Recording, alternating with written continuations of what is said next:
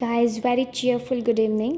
तो आज हमारा लेक्चर है सेक्सुअल रिप्रोडक्शन के ऊपर। हम लोग इस चैप्टर के बायो के क्लास 12th के फर्स्ट चैप्टर के 2 लेक्चर ऑलरेडी कंप्लीट कर चुके हैं। यह हमारा तीसरा अमेजिंग लेक्चर है एंड इस लेक्चर का टॉपिक है sexual reproduction. So come on, without wasting any time we should start now. Okay, तो अगर भी कोई भी क्वेरी है आप लोगों को पिछले 2 लेक्चर से, तो प्लीज़ आप लोग कमेंट करके मुझे बता दीजिएगा।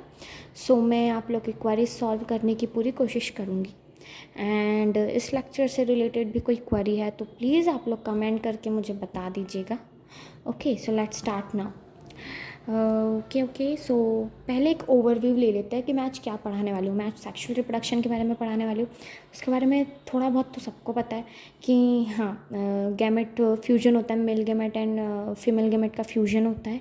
ओके, दूसरा 3 इसमें स्टेप्स होती है। पहला प्री फर्टिलाइजेशन, फिर फर्टिलाइजेशन, फिर पोस्ट फर्टिलाइजेशन। प्री फर्टिलाइजेशन में 2 स्टेप्स होती है, gamete formation and gamete transfer. फिर उसके बाद होता है सेकंड फर्टिलाइजेशन, उसमें होता है फ्यूजन मेल और फीमेल गैमेट का। And then third is post fertilisation event, जिसमें होता है zygote formation and embryogenesis. Okay, ये ओवरव्यू है।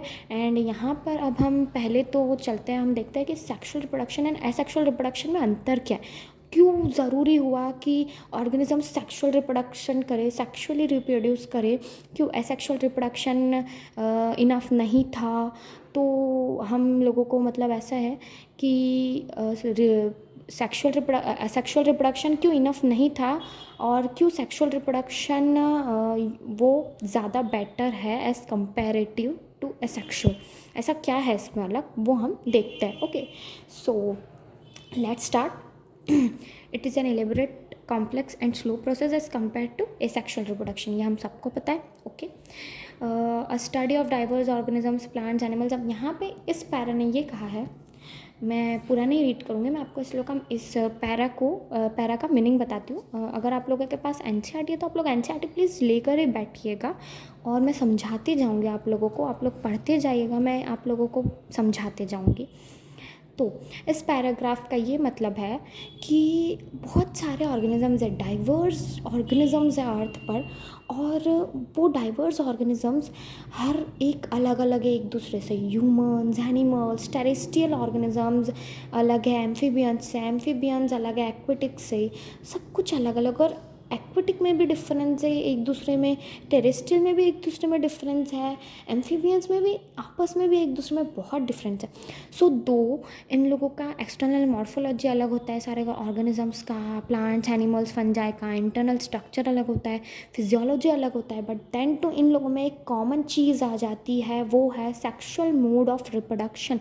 अब इसमें कॉमन क्या है, इसमें ये कॉमन है कि जो सेक्सुअली रिप्रोड्यूस करने का पैटर्न है वो सभी ऑर्गेनिजम्स में कॉमन है।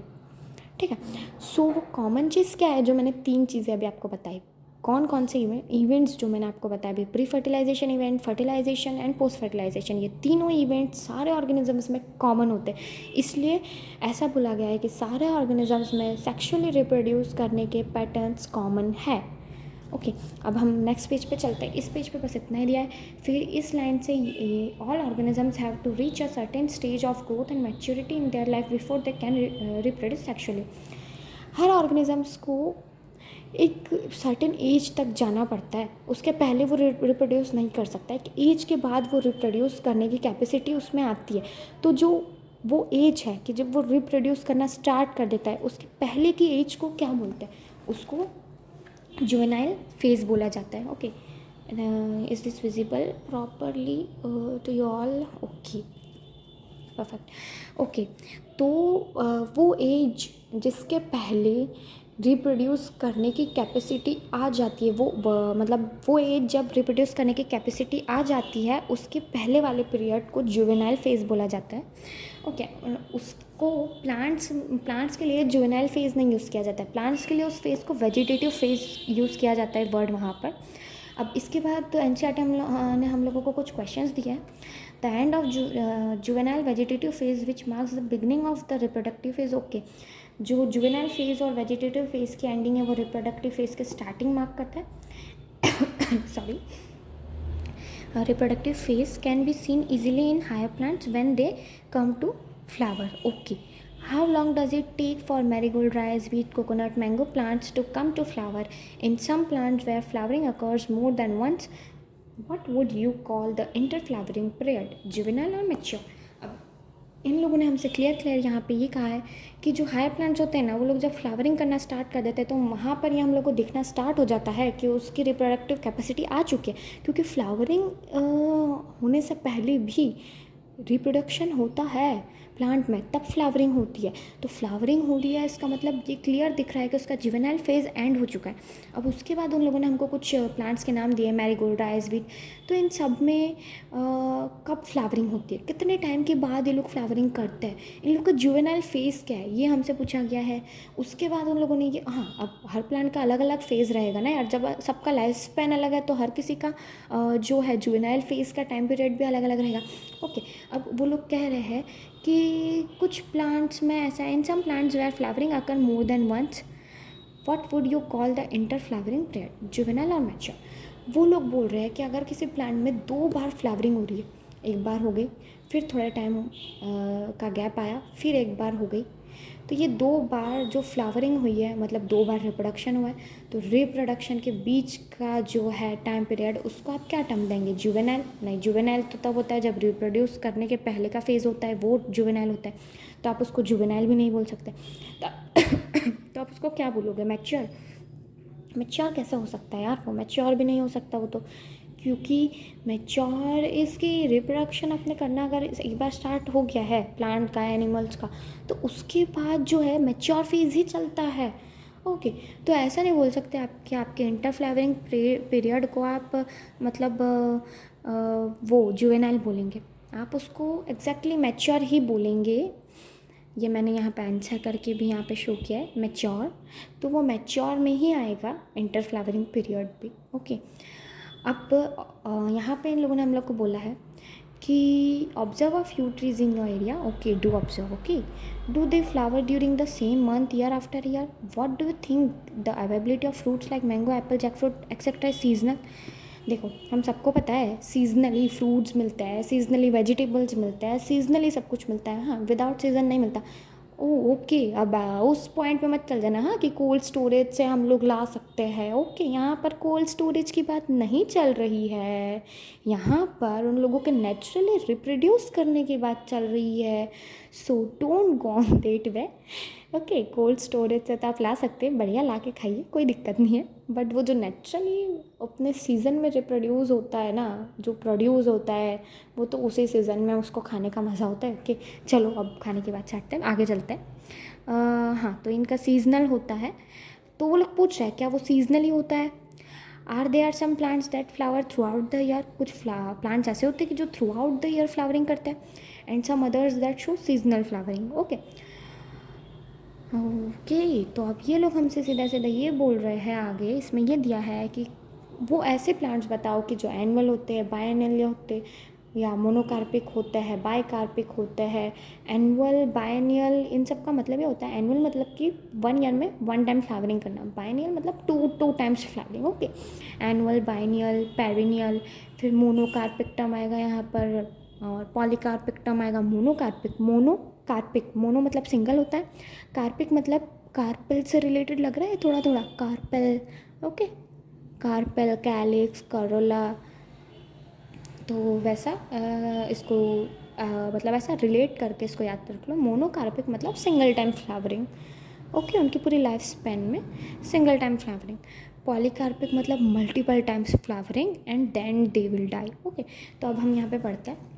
The annual and biennial type show clear-cut vegetative, reproductive and senescent phases, but in perennial species it is very difficult to clearly define these phases. Okay, अब annual और biennial plants है, मतलब single time या flowering कर लेंगे या 2 times flowering कर लेंगे, तो हमको उनका वेजिटेटिव फेज़ भी पता होगा, रिप्रोडक्टिव फेज़ भी पता होगा, एंड सेनेसेंट फेज़ जब उन लोग का आएगा वो भी हमको क्लियर कट विजन हम लोग को दिख जाएगा कब कब क्या क्या आ रहा है। बट अगर हम पेरिनियल पे आते हैं, पेरिनियल मतलब मल्टीपल टाइम्स फ्लावरिंग कर रहा है यार, वो मल्टीपल टाइम्स फ्लावरिंग कर रहा है। अब हमको क्या पता कितनी बार फ्लावरिंग कर रहा है, ओके, तो वो थोड़ा कॉम्प्लेक्स हो जाता है, बजाय कि जो एनुअल और बायनल में विजिबल होता है हमको इजीली, उससे उसके कंपैरेटिव पेरिनियल थोड़ा सा कॉम्प्लेक्स जाता है। Okay, but in perennial species it is very difficult to clearly define this phases. A few plants exhibit unusual flowering phenomenon. Some of them, such as bamboo species, flower only once in their lifetime, generally after 50 to 100 years.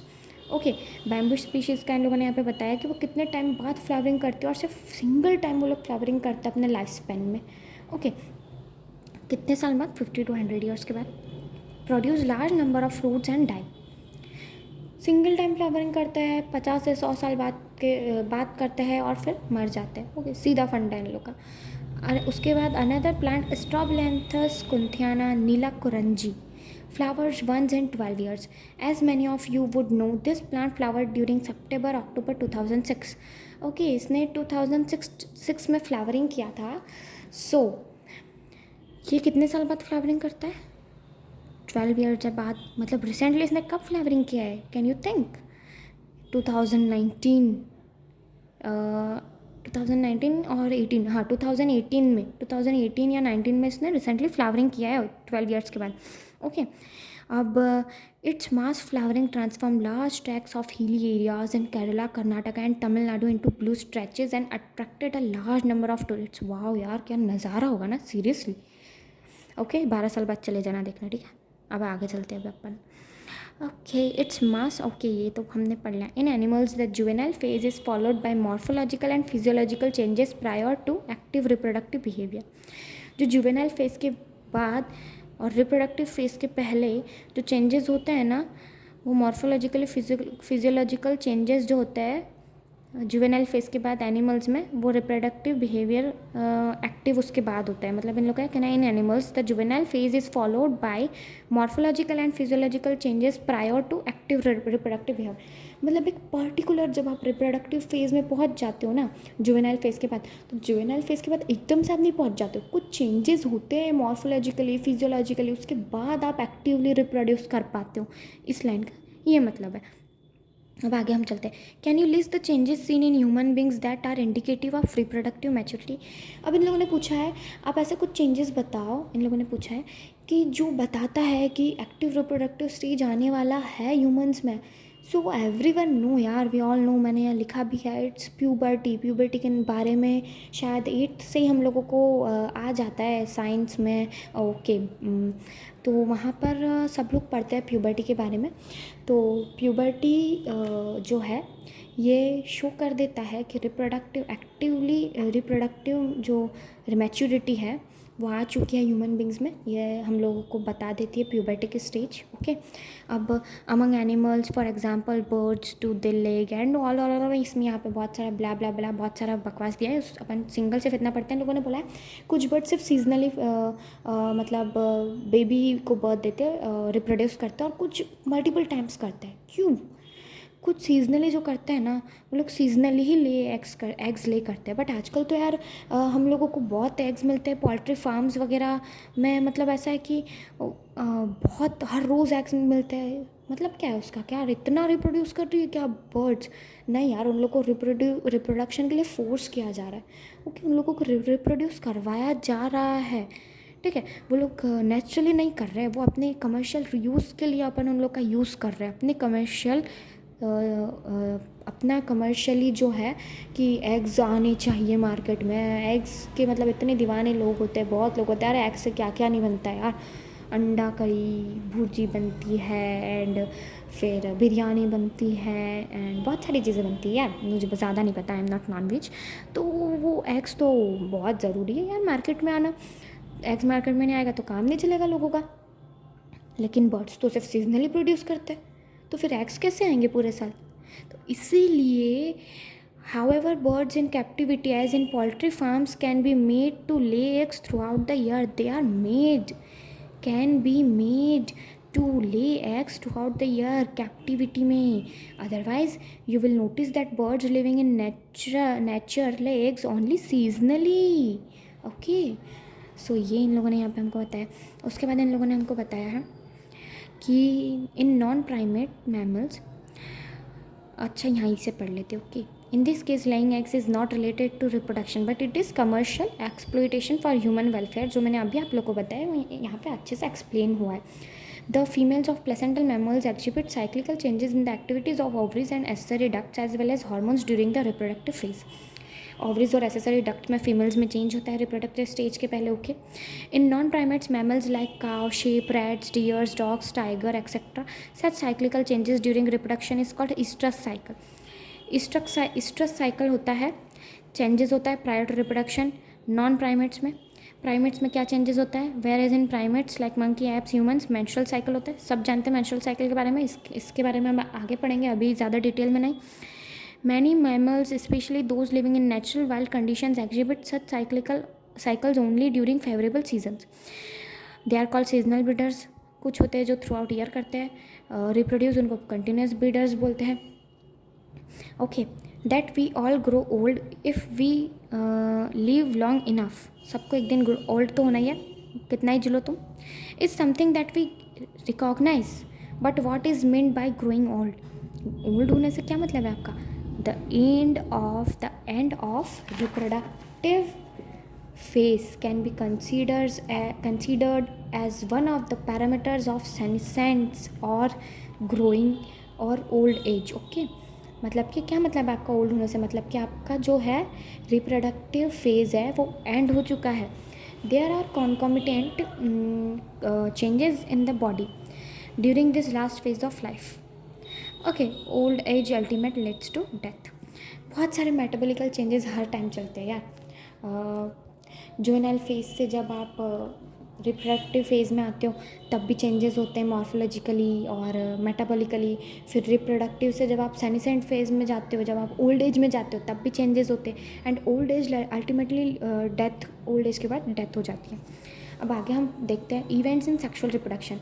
इन लोगों ने events बताया sexual reproduction के, वही जो मैंने 3 आपको बताए थे, pre fertilisation, fertilisation and post fertilisation. यहाँ पे उसी के बारे में पूरा डिस्क्रिप्शन दिया है, आप लोग एक बार रीड कर लेना खुद से। ये प्री फर्टिलाइजेशन में वही होता है गैमेटोजेनेसिस एंड गैमेट ट्रांसफर, फिर फर्टिलाइजेशन में फ्यूजन, फिर पोस्ट फर्टिलाइजेशन में होता है एम्ब्रियोजेनेसिस और जाइगोट फॉर्मेशन। इतना ही है यहाँ तक। हम सेक्सुअल रिप्रोडक्शन के 3 इवेंट्स नेक्स्ट टॉपिक में ख़त्म करके इस चैप्टर को ऑलमोस्ट ख़त्म करने की पूरी कोशिश करेंगे। नेक्स्ट चैप्टर में मैं इसको ख़त्म कर दूँगी जहाँ तक मुझे आज लग रहा है। हाँ, नेक्स्ट टाइम मैं अब वीडियो क्रिएट करूँ और अगर टाइम ज़्यादा चले गया तो फिर मैं शायद ना क्रिएट कर पाऊँ, क्योंकि जैसा कि मैंने आप लोगों से प्रॉमिस किया है कि मैं शॉर्ट वीडियोज़ क्रिएट करूँगी एंड आप लोग को मच स्टफ उसमें मिलेगा, तो उस हिसाब से जैसा भी पॉसिबल होगा अपन देख लेंगे नेक्स्ट लेक्चर में। सो आज के लिए टाटा बाय बाय। कुछ भी क्वेरी है कमेंट करो and till that just chill यार, अपन है मिलके बढ़िया सब कुछ पढ़ेंगे। Okay guys, bye bye, take care.